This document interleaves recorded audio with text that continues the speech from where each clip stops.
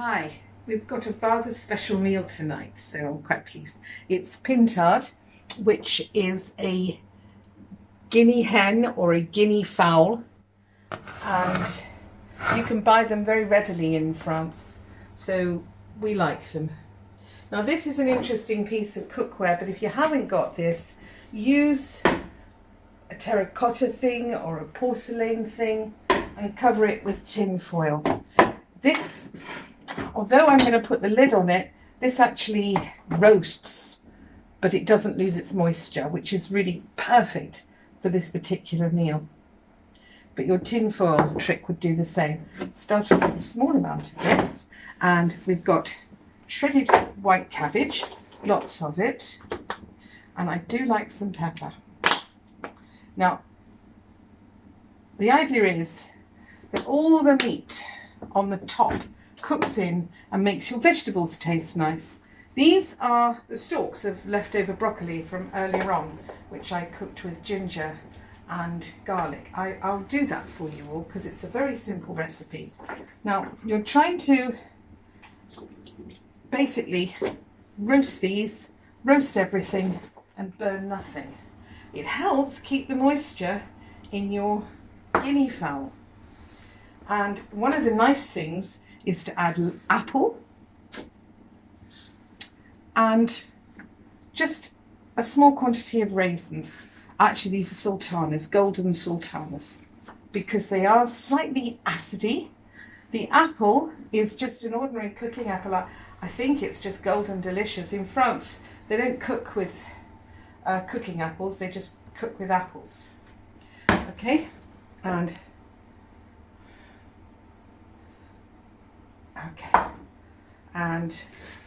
I'm not adding a lot of flavouring because everything that's in here will taste beautifully of the bird. So you've got everything sort of mixed up. You've got something that will be a delightful dish. Now what I'm going to do is to lift the bird, and I turn it upside down because I want this part to be as moist as possible, and I like the legs to cook a lot. I usually pull them out, stretch them open a little bit. I think they cook better like that. And I squidge it down with the mixture around it. Now you've got your breast very, very well insulated from drying out, which is quite an important thing for a lot of these type of birds. Okay, now this particular meal, I need to just wash my hands. This particular meal, I will get 4 portions. I will save the bones to make a stock in my slow cooker. This is already on at 175. It's already reached heat, which is what they recommend you doing with this particular pot. It goes in for an hour and a half. If it's less than an hour and a half, it probably will be cooked, but it isn't quite as tender as it needs to be. These potatoes, I have washed them, and I take this and prick them all over, and these will come out crispy and delicious to go with them. And I cooked twice as many as I need so that Paul and I can have a breast and a leg, and then the following day a breast and a leg with the leftovers and the other 2 potatoes, because it's a very delicious meal. Just pop those in beside and come back later.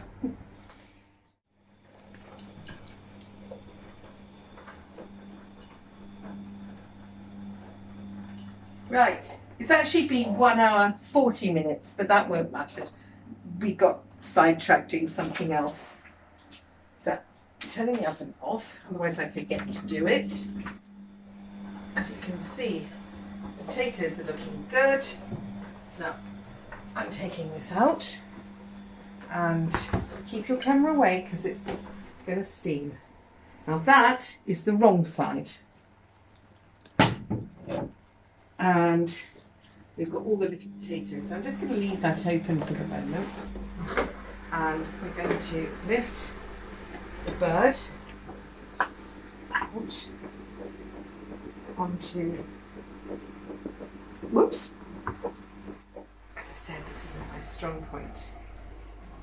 Maybe I should hold the camera, but that's not my strong point either. I don't really have a strong point, do I? You cooked it. There you are. That is a cooked bird. And these are your vegetables. And look how nice that is. We didn't put any liquid in it. That's all just out of all these lovely good vegetables. Okay? So, I'm going to let Paul carve it. If I do that, we'll slide off the plate or something. And here's your potatoes.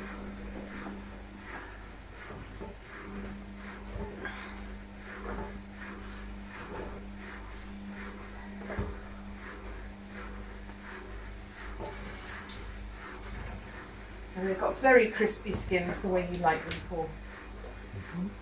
Not everyone likes them very crispy. If you don't want them very crispy, wrap them up or put them in later.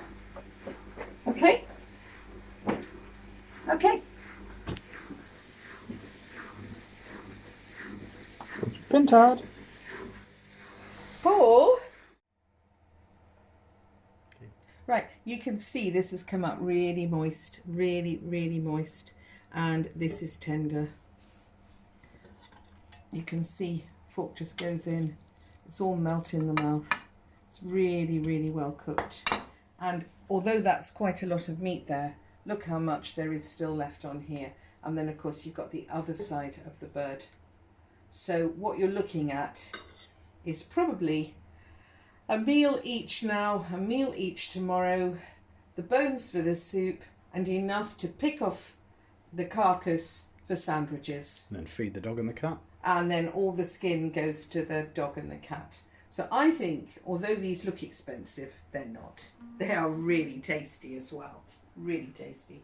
And these lovely vegetables, absolutely gorgeous. Okay, let's eat. Bye-bye.